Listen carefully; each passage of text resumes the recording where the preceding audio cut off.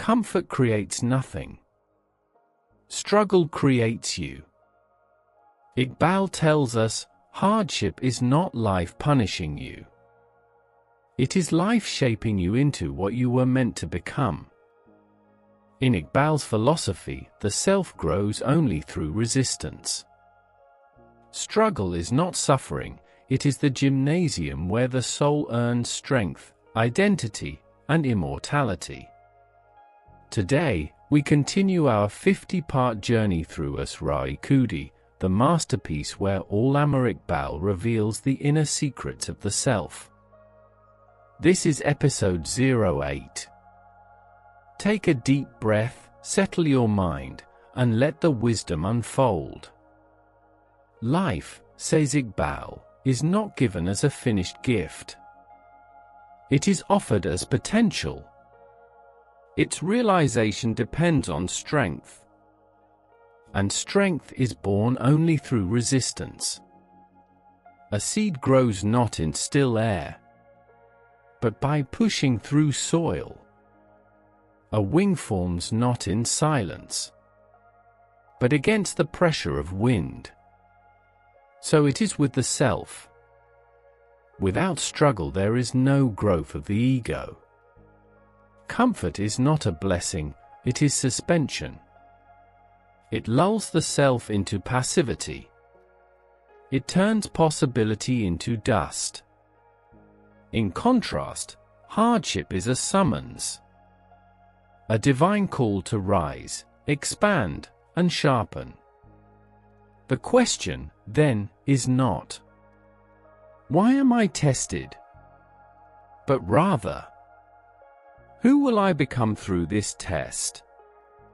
Iqbal does not see the world as a trap for the soul, but as a gymnasium for its strength. Gravity does not hold us down. It gives us weight, balance, and direction. Likewise, obstacles refine the self. They give it shape. A life without resistance would produce a hollow being. Soft, undefined, incapable of purpose. The world exists not to break the self, but to form it. Every soul faces trials, but not every soul grows. One collapses, seeking escape. The other rises, seeking transformation. Iqbal distinguishes between passive suffering, which drains the self, active struggle, which strengthens it. Pain alone does nothing. It is the response to pain that matters.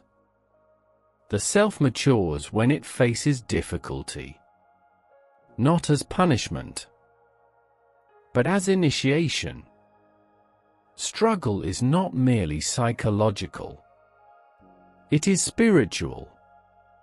It is the arena where God watches what the self chooses to become. God does not grant strength first. He grants challenges, so that strength may be earned. The self becomes worthy of God by proving itself in action. Every act of endurance is a proclamation. I choose to grow. Thus, struggle is a prayer, not spoken in words, but carved into the fabric of life. Struggle becomes meaningful not merely when it happens outside us, but when it awakens the battle within. For Iqbal, the true battlefield is not the world. It is the self. Not mountains, not enemies, not circumstances, but the forces within us that resist growth. Laziness, fear, self-doubt, dependence on praise, attachment to comfort. These, he implies, are the true chains of destiny. The greatest obstacle to the self is the self that refuses to rise. The soul does not mature through ease. It matures when it learns to stand firm despite difficulty. Hardship teaches patience, purpose, clarity, courage, self-respect without resistance. These virtues remain dormant. Mere ideas, not lived realities. A person who has not suffered may know truth, but cannot embody it. Thus, Iqbal does not glorify suffering, but he glorifies what suffering makes possible. Character is not a gift of birth. It is the residue of choices made under pressure. Every time a person stands firm when retreat is easier, the self acquires weight, moral gravity. Character is not merely behavior. It is identity solidified.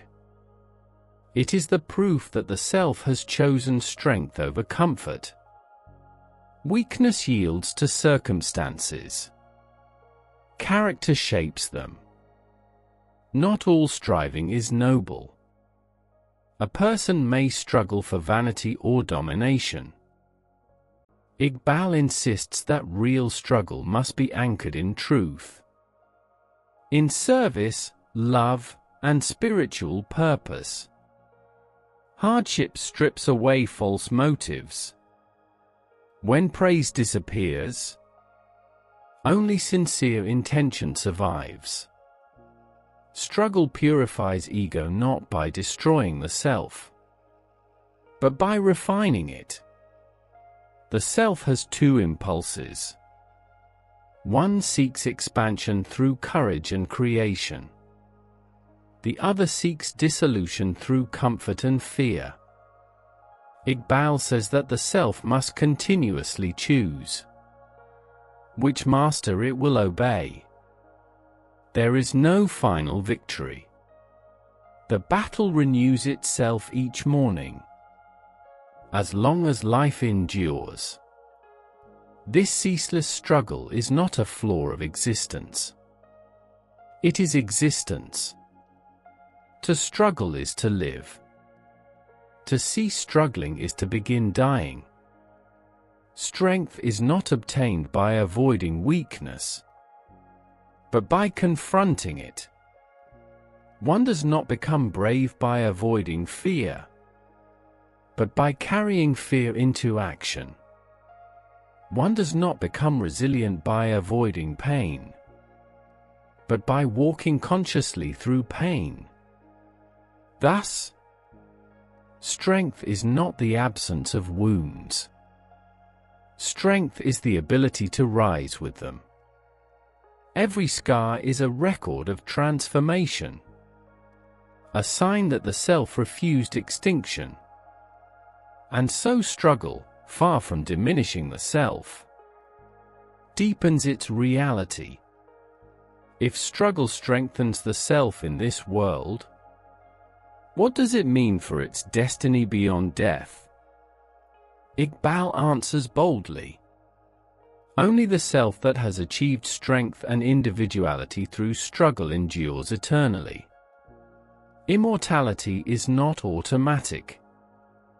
It is earned, not through withdrawal from life, but through engagement with it. For Iqbal, the universe is not a fixed creation. It is a perpetual becoming. God is not static perfection, but dynamic, overflowing creativity. Life mirrors this divine movement. To live truly is to evolve, to grow, to wrestle with limitations, until they reveal new forms of existence. Stagnation is death, even while the body lives. Growth is life, even beyond mortality. Action is not merely earthly activity. It is the imprint of the soul upon reality. Whatever emerges from depth, from will, from love, from conviction, transcends time. Such actions do not fade. They enter history as living force. Iqbal writes, "The self of strong character becomes a force among forces." Meaning, it continues shaping reality even after physical death. Great souls do not simply die. They continue acting through what they have set in motion. But struggle alone is not enough. One may struggle for ego and burn out like a spark. To become eternal, struggle must be joined with love. For truth, for the good, for the divine purpose. Love gives struggle its direction. Love protects strength from cruelty. Love binds the self to the eternal. Without love, strength corrupts. With love, strength ascends. Thus, immortality is the union of will, the power to act. Struggle, the field of growth. Love, the divine orientation of action. Together, they form a soul that time cannot dissolve. The highest self is not the one that conquers the world, but the one that transforms itself. It stands before God, not as a shadow begging for rescue, but as a luminous being offering itself. It does not say, "Save me." It says, "Make me worthy of your eternity." That worthiness is earned in the world. Through resistance. Through creation. Through struggle willingly embraced. Iqbal does not ask us to flee suffering, nor to seek it.